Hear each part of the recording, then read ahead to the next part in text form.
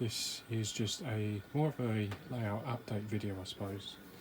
I've not really wanted to do a sort of detailed how-to until I've got happy with what I'm doing. So first thing you'll notice is the boards are brown, we've gone chocolate, and the water is more the white. What I did was I sealed all of the wood with this white, and it's a proper wood sealer. And I've left the water white because I don't know what I'm going to put underneath that before I put the water on. I didn't want to paint it brown, didn't realise I need a light colour, so I've left that white for now. But everything else was painted white with the sealer, and then I've gone over it with the brown. So that's everywhere. Obviously all the back scenes are done now, and none of this track is laid, it's just pinned, the corners are pinned just so I could get the curves. And then the other tracks are just laid out just so I could sort of work out how much I need. As you can see, the cork, that's all left over from the last layout, so it hasn't cost me anything. So what have I been doing? So as I said with the corners, I've just pinned them in with some track pins just to hold them. I haven't gone through the sleepers, but just to hold it in place. And then once I was happy with the curve, I've templated it, copied round the edge with a marker, so that I can then take that out and lay the cork and know that I've got the right curve, and then it will just go back on top. As you can see, some cork has been laid here. That's the point that's going to go there. This is all stuck down, and the rest of the track gone that way. You'll see a load of random items laying on the track. The concrete sleeper again isn't laid in, and that curve needs some adjusting. That's why I haven't templated that one yet. But I've got some point work in as well. So I was supposed to today go over to the DIY shop and get some wood to edge along here. However, there was a large car crash and all the roads were closed, and it would have been an absolute nightmare to get there. So rather than waste a day that I've got in the layout, I thought I'll go up here and get some other bits done. So again, you can just see, just templated laid out. There'll be 2 points there, and you can see where it's going to go. But none of this is even pinned. It's just loosely laid down. You'll also see some blue stuff underneath that track work, and that is the DCC Concepts power base. So that, as I mentioned, I think in one of the last videos, they'll be going in. And then I've run out of track here, so some more track on order to fill out the dock area. But yeah, that's pretty much it. So what I have been doing is the geometry for the points will determine where the rest of the track goes. So I thought if I get the points in, then everything else can go around that. And there is some slight change to the original design, as I mentioned in the last video, I think it was, or maybe the one before. I'm not really going to have room for sort of like a TMD area here, so I didn't bother with the point work coming back that way, because there's too much going on there. So what I've done is I'll have the 2 lines coming through this way, and then the branch line can come up and it can get onto there, or it can continue into siding. And then what I'll probably do from that is either add another point off, and then bring a line down here to have maybe some form of TMD shed there or something, and then the siding, like terminus siding, will go into here. The 2 then lines will continue up here. There'll be a platform sort of in that area there, and then on this side to serve what would be the main line and the terminus for the punch line. And then, as I say, if I've got the room, then I can have some sort of shed in that area there. So slightly different to what was originally planned. So instead of going that way, it's going to go that way. So with the track points in, the geometry was down and everything else can go for that. Now I had the ball head track, and I thought, well, I'm not going to be able to get everything else done, so if I get this line down, then everything will go through. So I thought I'll lay the branch line with the ball head track. So Again, what I'll do is I'll explain in a proper video. I'll do a track laying video, but this is more just a sort of a layout update. You can sort of see I've penned out the curve. Ignore the writing, I'll explain that in a minute. Penned out the curve, pinned it, laid the track, penned it out, took it off, and then laid the cork around there, and I knew that I had the curve the right way then. So that then sort of comes through here, and you can see the power base under there as well, and then goes through here into the last bit that's just drying down now, and then the cork does continue. It goes into that point there, and then I've got two terminus side in there, so this will be foot passengers from the water onto the rail up to the branch line, where they can either alight or change into the main line and continue on their destination. So that's that really. I've been using the copy decks to lay this, as I didn't want to pin the track like I did last time. So obviously no credit to anything other than all the other layouts out there that are doing it. It's, you know, not a unique technique to me at all. But just copy decks-ing the cork down, and then copy decks-ing the track down onto the cork. The other reason why I thought I'd start the branch line is because I'm thinking about sleeper space in these. I thought I'm not in the mood for sleeper spacing today. So if I lay this, then that's done, and then I can work off everything else from there. You can see the visible difference between the bullhead track and the main normal track there. Obviously this is the adjusted sleeper spacing that comes as standard on the bullhead track, and that's what I need to do with this, because they do look very different next to each other like that. And then what I have done is purposely tried to avoid having joins in the track on curves, because what I wanted to do was, on the bullhead track, I wanted to use, you'll see that I need to make some fine adjustments here once this is dried, but I wanted to do the 60-foot spacing with these rail joiners, so the tracks are in 60-foot sections. But obviously I didn't want to have that on a curve, because it's basically a piece like that, and I didn't want to make that curve because it's pretty tight out of that, and then have the weak points. So the curve itself is just one piece, and then the straighter, gentler curves are in the 60-foot sections with the bullhead rail joiners. Like I say, I just need to push that one back on, but I'm going to wait for it to dry before I start moving it all about. Pull the rail up there. These are incredibly fiddly.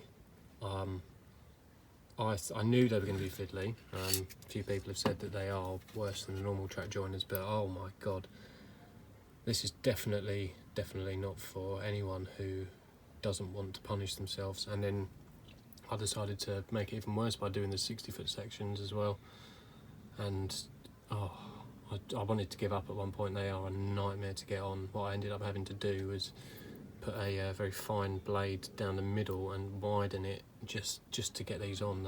They come really tight, and they are incredibly tiny. That's my little fingernail. These things are so tiny, and then trying to get them on, you know, if you use any tool, you squeeze and clamp them shut, and honestly, I cannot tell you how distraught I am that I decided to do the 60-foot sections. But hey ho, c'est la vie, it's done now. This bit here is done. All I've got to do is another bit there, but I've run out of bullhead track, so I can't do any more today anyway. And then the rest there, so thankfully I'm not doing the whole layout, because that would just be excruciating. But yeah, word of warning, if you're thinking of doing these, you have got to have some patience and some good eyesight. These are difficult. Anyway, enough of my rant about that. I think they'll be worth it in the end though. But yes, that's that. So then copy dexed foam to board, copy dexed power base to cork, sorry, not foam, and then copy dexed track to power base. This one's been done and it's dried, and it holds really well. I was quite surprised. I've done the soldering underneath, although stupidly after I glued this down, I realised I put them that way when they should be that way, which I have done on this one here. If he says find it, I think it's underneath this one here. Yeah, so that way I've gone long ways, and then with the ballast they'll be completely invisible. There's nothing above the rail at all. So that's what I'm going to do for the rest of them. But I couldn't change this one because I realised after the glue had already dried. The points are glued in and all set exactly. And when I was at Worley last year, I bought this tool, and I'm going to give them a bit of a shout out. They haven't given me anything to do this, and I've had to buy these. So this isn't free. This is my real honest opinion on this product. But if you are currently laying points or about to lay points, stop what you're doing and seriously consider buying one of these. These have made my life so much easier in laying these points. When you lay points, you've obviously got to drill holes underneath. If you're like me, where you have the frogs live and you've got the point motors underneath as well, then you've got more holes. I've also individually powered each point, and they will be completely isolated. They won't be getting power from the main rails, they'll be self-powered themselves. So for this right hand point, we've got 2 power cables and the frog cable going through. And for this one, this was a nightmare. It's got 3 frog wires and the 2 power cables. So that one had 5 cables coming out of it, and it's got 2 point motors as well. So when you lay it, it's all glued down. There's no adjustment in this. You've got to get the point motor when you fit it absolutely bang on. Otherwise, you can have some troubles. Now I'm going to be keep using my seat point motors because they served me well in the last layout. They're still working now. There's no reason not to use them. So this tool, they do it in different combinations for the types of track, i.e. code 75, code 100, etc., and the type of point motor you're using, whether it's the SEEP or the Pico point motors. So I'm using code 75 and SEEP point motors, so I've gone for this tool here. That's from Simplified Point Controls, and they had a stand at Worley, which is where I saw this, and then I ordered this offline. 15 quid, and it's a sort of machined tool, and so this is for Pico code 75 SEEPs. It seems a bit steep, but honestly it is worth every penny in my opinion. It will get your drill holes exactly right on for your point motors. Effectively, what you do is swap my hands. You lay your point exactly where you want it. Don't glue anything yet. You lay your point, and then you mark exactly where it's going to be. So you can see that's where I've lined each corner. You get it exactly where you want it to be. You can then either pin it or hold it or whatever's easiest for you, but make sure you know that it can go back to the exact position. You then mark, what I did was marked my holes for my frog and the holes for my powered wires to come through, so the positive and negative for the point, and then drilled those out. This tool, you line it up here. I'm not sure I'll be able to do this because it's actually already sort of attached in, but effectively what you do is you line it in, and then this will automatically splice your blades to dead in the middle. As I say, you need to push it on from the end and slide it forward, and I can't do that because I've obviously laid the track there now, but it effectively pushes the blades into dead centre and holds them there. It's got like that little tool there which holds the blades dead centre. I'm going to see if I can do it. No, it's not gonna play ball. You need to slide it on from the end, but trust me, it works. So then effectively the blades are held dead centre like that, and it pushes exactly up. I don't know if you can see it because it's quite dark, to the hole for where the rod for the point motor would come through. It will be rigid because it attaches to the sleepers as well, and it is dead perfect and that's why it's specific for your track and the point motor holes. You then take a 1.2mm drill bit on a Dremel or similar, you drill through there, and those are your screw holes for the seat motor underneath, and then you drill straight through the middle, because bear in mind these have been held dead centre, so the point blades are dead centre. Drill straight through, take it off, and you've got your marks for these holes, and then you've got 3 holes. You can just about see, I've got one there, one there, and then that's where the screws for the point motor will come through underneath the board, and it'll hold that exactly to the right orientation. And then the blade is dead centre, you put the pin through, and then you pull that off. You'll have like a little pinhole, 1.2mm. Get your bigger drill bit for the width that you want the hole, drill straight through, and then you'll have a hole that is dead centre aligned to this, so that it uses the minimum amount of distance to throw, and you won't have any sort of struggling points because it will be dead aligned. So I use that for all of these, and all my points motors now, when they're not at the moment, but when they are fitted underneath, the holes are pre-drilled, it will screw straight in, and I know that they will throw very easily with the most minimal of distance travelled by the actual seat itself, which will make the motors a lot more efficient. So it is 15 quid, and it's by Simplified Point Controls.